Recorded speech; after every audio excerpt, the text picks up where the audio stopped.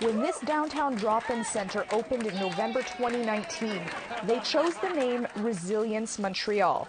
And resilient it is. We have an enormous amount of community members that show up at Resilience as volunteers, show up to donate clothes, to donate food.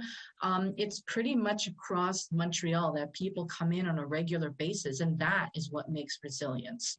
The COVID-19 pandemic put a stop to in-person services in 2020, but Resilience's future was always uncertain. Luxury condos are going up all over the neighborhood, and Resilience's current shelter space is set to be torn down.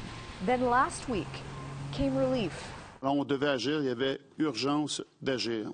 Quebec kicked in over $3 million for Resilience to buy a permanent space and put down roots near Cabot Square, a downtown Indigenous hub with a growing list of needs. On a vu récemment qu'il y a eu une augmentation des gestes de violence sur place, une augmentation de problèmes de consommation, même eu décès. Then this week came another $3 million from Canada.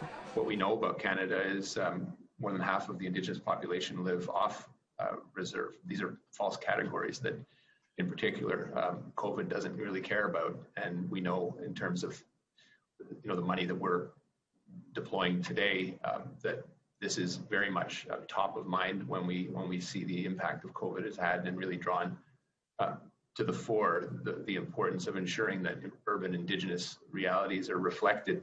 Funding and constructing a shelter specifically for the urban Indigenous population of Montreal were calls to action number 99 and 100 of the Viens Commission report.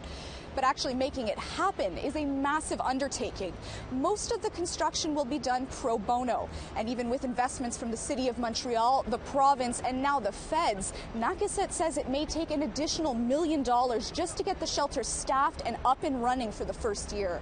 Although this money is incredible to create the building, we need to also have operations. For now, its new possible location is being kept secret, in part to avoid complaints from residents. But the street community has complaints too. They're repeatedly ticketed by police.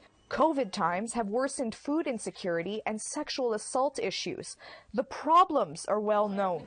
And in what Nakiset calls a historic move, 3 governments are now pitching in to find solutions. Moving into this new building is going to be incredible. Receiving all this support from the municipal, provincial, federal, community levels is amazing. I bet right now at Resilience Montreal, they are just cheering, right? So like, you've done a really good deed, and we're gonna make something really special out of this. So thank you very much. Lindsay Richardson, APTN National News, Montreal.